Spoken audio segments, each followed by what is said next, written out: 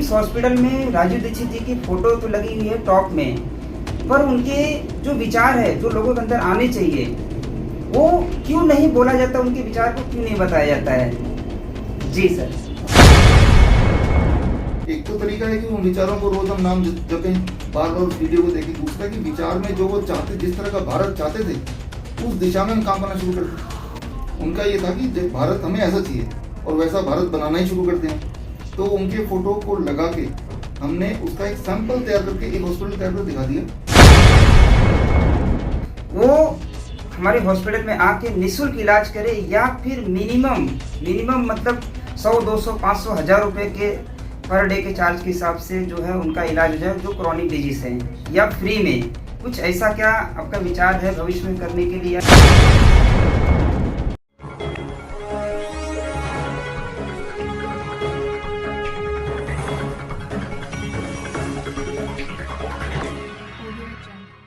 वंदे मातरम। बहुत खुशी की बात है कि सर हमें ऑफिस में बुलाए हैं हिम्स हॉस्पिटल छोड़ने के लिए, मतलब बोले हैं, प्रोत्साहित किए मुझे कि मुझे कुछ कार्य करना है और भविष्य में आगे जो पुराने वैद्य लोग हैं उन्हें आगे लाना है और बहुत सारे कार्य करना है। तो फिलहाल मैं सर से 5 मेरे सवाल है, मैं उसके लिए फिलहाल एक वीडियो बना रहा हूँ मैं, और वो मैं सर से जानना चाहता हूँ कि ये 5 सवाल जो मैं झेल रहा हूँ, मेरे दिल का दर्द है ये, इसलिए मैं सर से ये पूछ रहा हूँ। मैं सोच रहा हूँ कि सर इसके जवाब दें ताकि हम लोग इसके बारे में जो जिनके अंदर गलत फहमी है वो दूर हो जाए। तो पहला मेरा सवाल है कि हिम्स हॉस्पिटल में राजीव दीक्षित जी की फोटो तो लगी हुई है टॉप में, पर उनके जो विचार है जो लोगों के अंदर आने चाहिए वो क्यों नहीं बोला जाता, उनके विचार को क्यों नहीं बताया जाता है। जी सर। हाँ देखिए, मुझे ऐसा लगता है कि पूरे विश्व में अभी तक सिर्फ यही एक पहला संस्थान है, हॉस्पिटल ही नहीं, एक इंस्टीट्यूट है जहाँ पे राजीव दीक्षित जी के जो विचार है उसको प्रैक्टिस में लाया गया। इन द सेंस कि आप देखिए, यहाँ पे हमने ये लोगों को दिखा दिया कि हमारी जो प्राचीन पद्धति है जो राजीव दीक्षित जी बोला करते थे वो सबसे ज़्यादा टॉप में है, नंबर 1 है। उसको हमने प्रैक्टिकली दिखा दिया कि आयुर्वेद को हमने जोड़ा, नेचुरोपैथी को हमने जोड़ा, योगा को जोड़ा, और जो कॉम्प्लिकेटेड डिजीज़ है, जो इमरजेंसी डिजीज़ है, किडनी फेलियर, डायलिसिस जिसे बोलते थे, तो एलोपैथी के बिना इलाज ही नहीं हो सकता। हमने देखा बड़ा आराम से लोग ठीक हो रहे हमारी प्राचीन पद्धति से, और घर बैठ के ठीक हो रहे हैं, हम उसको ट्रेनिंग दे रहे हैं। तो उनके जो विचार हैं, एक तो तरीका है कि उन विचारों को रोज हम नाम जपें, बार बार उस वीडियो को देखें। दूसरा कि विचार में जो वो चाहते, जिस तरह का भारत चाहते थे उस दिशा में हम काम करना शुरू कर दें। उनका ये था कि भारत हमें ऐसा चाहिए और वैसा भारत बनाना ही शुरू कर दें।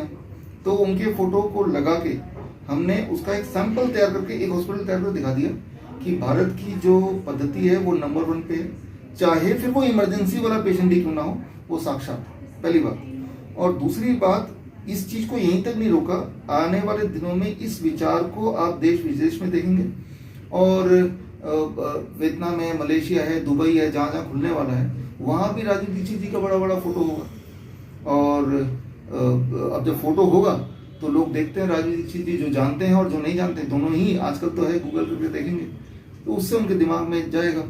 तो इस तरह से हमारा ये है कि लोग खुद सर्च करें ये कौन है, जो तो नहीं जानते हैं, और जो जानते हैं तो उस विचारधारा की अगर दुनिया बन जाए, उस विचारधारा की अगर हॉस्पिटल बन जाए तो वो कैसे फंक्शन करेंगे वो दिखे।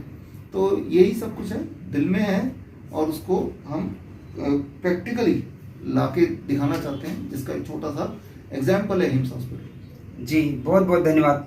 मेरा दूसरा सवाल है डॉक्टर साहब से, मुझे बहुत सारे लोग जो हैं कुछ गलत आपके बारे में बोलते हैं, कुछ गलत विचारधारा रखते हैं, कुछ लोग बुराई करते हैं, तो मुझे बड़ा गुस्सा आता है और मेरे पास जवाब नहीं रहता, कभी मेरे पास जवाब नहीं रहता है, तो मैं उन्हें क्या जवाब दूँ उस समय। मुझे बड़ा दुख होता है इसके लिए कि आपकी बुराई करते हैं। देखिए, बुराई तो वही करेगा जो हमारे काम को देखेगा और उसमें कोई चीज़ नहीं पसंद आएगी तो बोलेगा। तो जो भी वो बोलेगा, जो भी वो बुराई करेगा, तो हमें उससे सीखना चाहिए। उससे अगर हमें लगता है कि हमें कुछ इम्प्रूव करना तो इम्प्रूव करना चाहिए। वो उनकी एक्सपेक्टेशन हमारे से बहुत ज़्यादा है, उस एक्सपेक्टेशन में मैच नहीं कर पाते तो उन्हें अच्छा नहीं लगता, तो वो बुराई करना शुरू कर देते हैं। तो आप मानिए कि मैं भी आज जहाँ भी हूँ, लोगों के बुराइयों को, जो बुराई करते हैं उनको मैं सोचता हूँ, सुनता हूँ, मुझे कभी बुरा नहीं लगा सकता। जब कोई बुराई करता है, बिल्कुल बुरा नहीं लगता। मैं उसको रैशनलाइज होके उसको मैं अपने जीवन में कैसे बदलाव ला सकता। जरूरी नहीं कि हर बुराई को हमें अपनाना ही है, उस पर ध्यान देना है पहली बात तो, क्योंकि कई लोग ऐसे भी होते हैं बुराई जस्ट इसलिए करते हैं ताकि हम डिस्करेज हो जाएं, अपने काम से भटक जाएं। वो भी पहचान करना हमारे लिए ज़रूरी है। हमारा जो लक्ष्य है वो बड़ा ही सिंपल, बड़ा ही क्लियर है कि इंसान अपने घर में बैठ के खुद का डॉक्टर बन जाए। इस लक्ष्य में मैं इतना ज़्यादा फोकस्ड हूँ और आपको भी इतना फोकस्ड होना है कि लोगों की बुराई आप तक, कान तक पहुँचनी चाहिए, दिमाग तक पहुँचनी चाहिए, दिल तक ना पहुँचे। नहीं तो हम भटक जाएंगे तो अपने काम पे नहीं लग पाएंगे। और कुछ लोगों का गोल ही है कि आपको भटका देना, फिर चाहे बुराई को बता के भटकाएं या कुछ और बता के भटकाएं। तो इस पे नज़र रखने की ज़रूरत है। जी, बहुत बहुत धन्यवाद डॉक्टर साहब। मेरा चौथा सवाल है कि जैसे पूरे भारत भर में बहुत सारे ऐसे हॉस्पिटल हैं, जैसे मैं भी जानता हूँ कैंसर के हॉस्पिटल है मध्य प्रदेश में, छिंदवाड़ा है, टोटल फ्री है, गुजरात में वलसाड़ में है, टोटल फ्री है, दान पे चल रहा है। तो ऐसा कुछ क्या आप कोई व्यवस्था करेंगे भविष्य में जिससे जो गरीब तबके के लोग हैं, क्योंकि मैंने देखा कि हिम्स हॉस्पिटल में कई लोग भी आए थे जो अपना घर बेच के आए थे, तो कुछ ऐसी क्या व्यवस्था करेंगे भविष्य में कि जो क्रॉनिक डिजीज से, नॉर्मल नहीं, जो क्रॉनिक डिजीज से झेल रहे हैं वो हमारे हॉस्पिटल में आके निःशुल्क इलाज करे, या फिर मिनिमम मतलब 100, 200, 500, 1000 रुपये के पर डे के चार्ज के हिसाब से जो है उनका इलाज हो जाए जो क्रॉनिक डिजीज है, या फ्री में।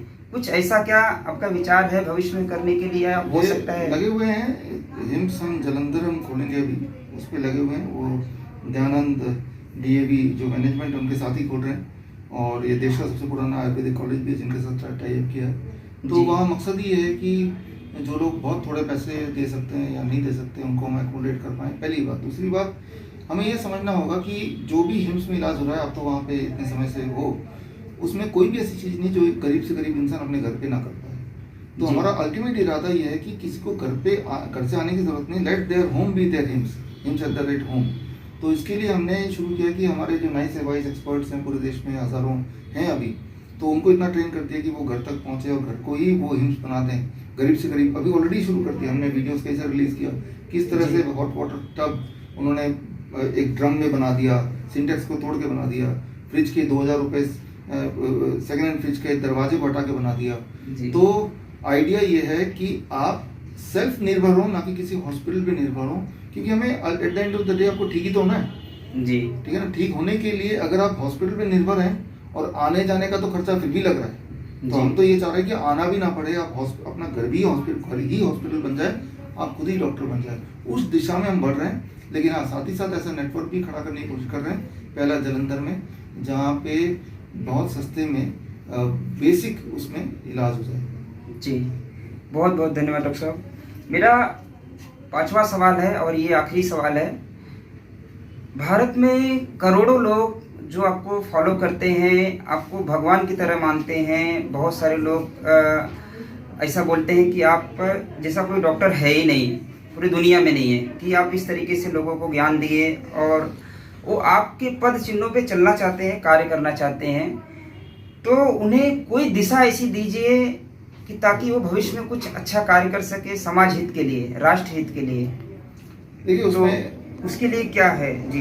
पहली बात तो ये है कि हमें जितना ज्ञान मुझे है, अगर तो जितना है, वो लोगों में पूरी तरह से अगर हम अपने ही डुप्लीकेट बना पाएँ तो उससे ज्ञान फैलेगा। जितना ज्ञान फैलेगा, जितना वो बटेगा, उतना तरक्की हो जाएगी देश की या सभी की। तो उसके लिए हमने अलग अलग कोर्सेज लॉन्च किया है। लिंकन यूनिवर्सिटी मलेशिया से एसोसिएट होकर, श्रीधर यूनिवर्सिटी पिलानी से।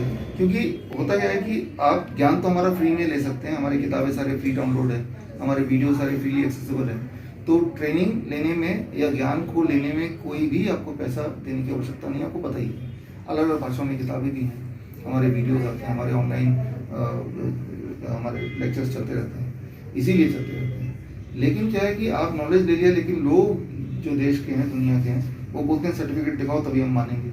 तो इसीलिए मजबूरन हमें टाई अप करना पड़ा श्रीधर यूनिवर्सिटी और लिंकन यूनिवर्सिटी ऐसे, ताकि वो सर्टिफिकेट दे दे, सर्टिफिकेट लोगों को दिखाने के लिए और नॉलेज जो लोगों का इलाज करने के लिए। अब सर्टिफिकेट जो वो देते हैं यूनिवर्सिटी, उसके एवज में फीस भी लेते हैं। वही वाली फीस है जो हम आपसे मांगते हैं और लेके हम उनको देते हैं, प्लस कुरियर के चार्ज बाकी वगैरह चार्ज हो जाते हैं। अदरवाइज मेरी तरफ से नॉलेज फ्री है। तो वो सर्टिफिकेट की वजह से वो अभी भी हम इसको एक कदम आगे बढ़ाएंगे कि अगले महीने हम लॉन्च करेंगे 1 ईयर आयुष असिस्टेंट डिप्लोमा। जी ये 1 साल का होगा और ये गवर्नमेंट ऑफ इंडिया से सर्टिफिकेट आपको मिलेगा। ऐसा हम जुगाड़ कर रहे हैं, 3 अगस्त को इसको लॉन्च करेंगे। पूरा हुआ नहीं है लेकिन इस तरफ हम बढ़ रहे हैं। तो अगर ऐसा हो जाता है तो मेरे ख्याल से वो बड़ा सस्ता भी होगा और वो 1 साल का अपने आप में कंप्लीट भी होगा और जी। भी कंप्लीट, और तब हम ये नॉलेज को देश दुनिया तक पहुंचा सकते हैं। जी जी, बहुत बहुत धन्यवाद डॉक्टर साहब ने मेरे लगभग सभी सवालों का जवाब दिए।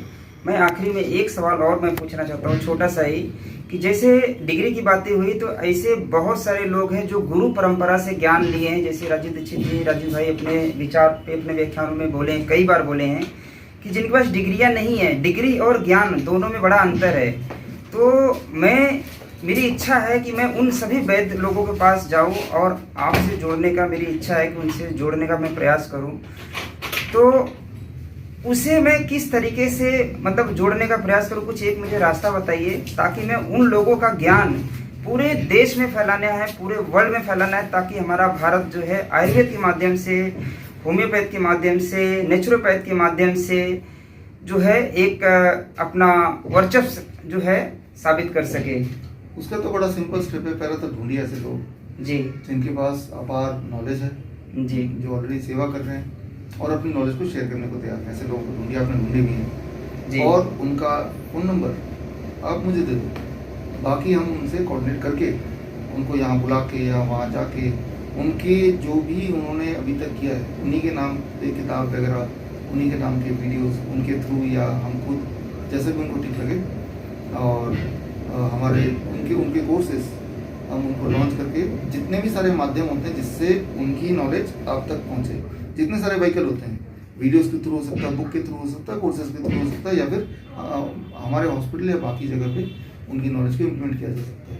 वो सारा हम करने को तैयार हैं। तो स्टेप 1 लोगों को ढूंढना, स्टेप 2 उनके नंबर आप हम तक पहुंचा दीजिए। हमारे पास टीम है जो ये काम ऑलरेडी करती है, तो उनको ये नंबर भी दे दें। जी, बहुत बहुत धन्यवाद। आज मैं डॉक्टर साहब का पहली बार मैंने इंटरव्यू लिया है, एक छोटा सा, मुझे हिम्मत नहीं हो रही थी, पर मैं डरते डरते ये इंटरव्यू लिया है कि राजीव भाई का जो है एक विचार अंदर भरे हैं, इसलिए मैंने लिया है। और भविष्य में भी मुझे ऐसा लगेगा तो कभी मैं ज़रूर डॉक्टर साहब से मैं इंटरव्यू लूँगा।